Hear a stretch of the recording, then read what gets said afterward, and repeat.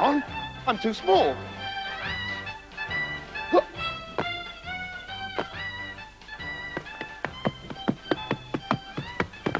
Ah, that's better.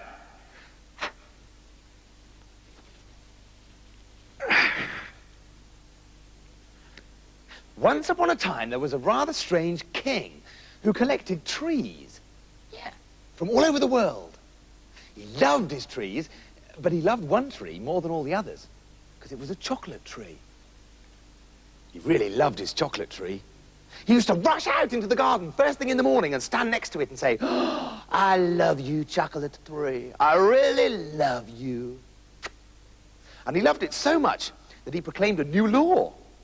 If anyone picks a single chocolate of this beautiful chocolate tree, then by magic they will instantly disappear 100 miles down under the ground.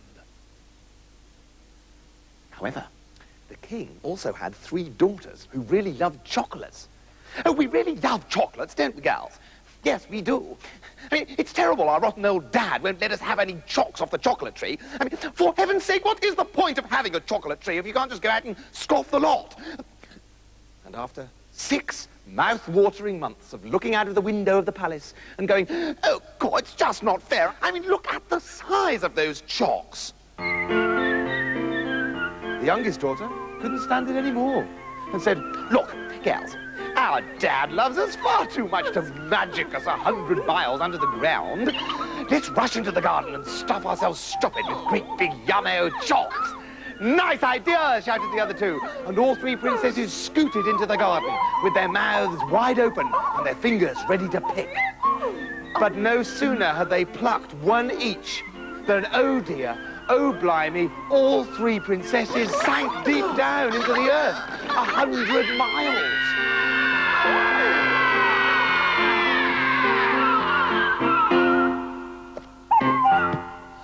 At midday, the king called his daughters to lunch, but they were nowhere to be found. No one had seen them.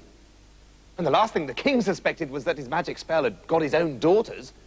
He thought they were good girls who would never go against his wishes, which they were, really. They were just crazy about chocolates. And as the king walked sadly in his garden, worrying about his daughters, he noticed his chocolate tree had completely withered away, and there was nothing left but a pile of empty wrappers. "Oh no! My beautiful, beloved chocky tree!" howled the king. "Oh!" And he summoned his royal magician. "Magician, why won't the chocolate tree grow anymore?" Well, said the magician, "like, does anyone know what day it is, man?" "Concentrate," said the king. "What's the matter with my tree?" "Oh, wow! Oh, wow! This is like a bad omen, man. Like, your chocolate tree is not gonna grow, like, until your daughters come back, man. I mean, king." "In that case," proclaimed the king, "anyone who finds my daughters can have a big prize and marry one of them. And somebody, please clean up these chocolate wrappers. I don't want to be reminded of my poor lost tree." So, all the young men in the kingdom who weren't busy went searching for the king's daughters because of their great beauty and kind hearts. And 3 of the king's gardeners decided to search for the girls as well. Well, they had nothing better to do since the chocolate tree was dead. And they searched for ages until they were exhausted and lay down to rest in an enchanted wood and decided to sleep there for the night.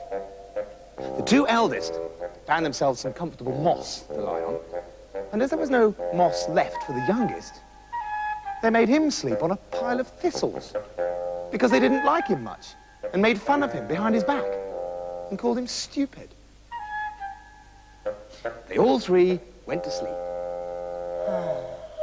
But at the stroke of midnight, the eldest felt someone shaking him and woke up and saw a little gnome beside him. "Good midnight," it said. "Get lost," said the eldest. "Plop." "Oh," said the elf, and went to the second. Good 5 past midnight, it said. Shove off, said the second. Plosh! My nose, said the gnome, and went to the youngest. Good 10 past midnight, it said. Hello, said Stupid. Can I help you? Oh. Well, at least you're a nice and polite young man. And as a reward, I shall tell you where the king's 3 daughters can be found. And so he did. Hey, look, it's good. Really? Yeah, well, that's great. Look, come here. Thanks. And in the morning, Stupid led his 2 friends to a deep well. Come on, look. A well that had no water in it. Guess what's down there? He asked them. I don't know, slime or rats? Is it? No. The king's daughters. Let's go.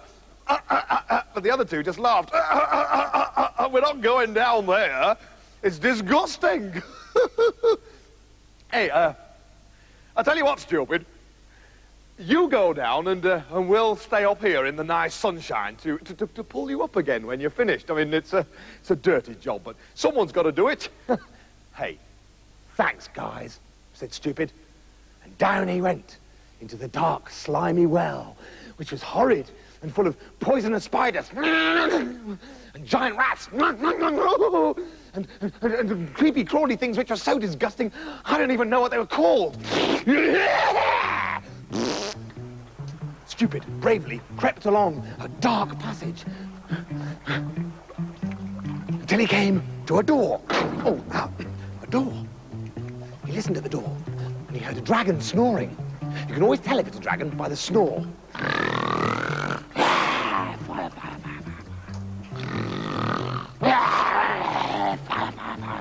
Burn the furniture. He opened the door slowly. And there were the king's daughters, picking the fleas and lice out of the heads of a gigantic dragon with 9 heads. That's what they've been forced to do all this time. Yeah. Quickly, Stupid chopped off the heads. Chop. Chop. I say, what's going on? Chop. He nearly forgot the 9th one, but he got it just in time. And the dragon was dead. The king's daughters sprang up and threw their arms around Stupid and kissed him. First the eldest kissed him, then the middle one kissed him, and then the youngest one kissed him. The youngest was the most beautiful of all the daughters, and Stupid fell in love with her immediately. So he kissed her. Then all 3 kissed him at once. Then one by one. Then all at once again. Kissing without stopping.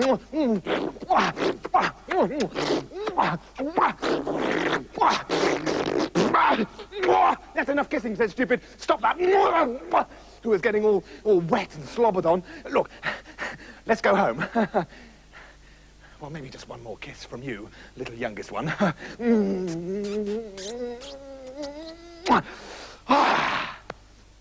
One by one, he placed the daughters in the bucket and had them pulled up out of the well. And because he wanted to keep a dragon's head as a souvenir, he put that in the bucket next, clonk, and sent it up. Coming up, he called. And his nasty, lazy friends pulled the bucket up until it was nearly at the top. And then, thinking it was Stupid in the bucket, they cut the rope, and it went crashing to the bottom of the well. And the horrible gardeners laughed and danced and waved their trousers in the air because they thought that Stupid was dead. The 2 bad gardeners ran away with the king's daughters and said, "Listen, you 3, we'll throw you back down the well if you don't tell your father it was us who rescued you and not Stupid." "Oh, heavens, what ghastly men!" cried the princesses. "But we'll have to do what they say. Oh, how frightful!" And meanwhile, Stupid was wandering about underground, a bit stupidly, thinking he was never going to get out, when he walked into a wall. And noticed a flute hanging there. So he took it down and sadly played a note. And guess what? A little gnome appeared. "Hello!" He played a second note, and another gnome appeared. "Hello!" And again, and again. Every time he played a note, a gnome appeared. "Hello! Hello! Hello!" Until there was a whole room full of gnomes who said, "Well, what is your wish, oh huge one?" "Well, I wish I was with the king's youngest daughter." "Righty-ho, boss," said the gnomes, and they each grabbed one of Stupid's hairs, flapped the little wings on their feet, and flew him up to the golden daylight, straight to the palace, and plopped him down, plonk, on top of the king. "Oh, great, here is snail sandwiches," said the king. "What is going on?" "Oh, sorry, Your Majesty," said Stupid, and bent his crown back into shape, there you are, and told him all about the wicked gardeners and the rescue of his daughters. So that, when the bad gardeners rushed in 5 minutes later, shouting, "Look, it's us! We've rescued your daughters, Your Majesty! Just the two of us, and not Stupid at all! So, give us one princess each, and we'll split the other one in half, like." So, look, it's Stupid! How did he get in here? He got in here because the gnomes helped him. Because the gnomes only help good people, of which you are not two. And let it be known that I banish you to wicked gardeners to live under the ground with the dragons forever and ever. Ha ha! Hello, girls. And off went the gardeners, and good riddance too. The king kissed the girls kissed the king, and anyway, suddenly, oh wow, look, the chocolate tree's like got its act together, man, said the magician. And the king's joy was complete. Right, now, if anyone eats oh, all right, everyone can eat the chocolates whenever they like.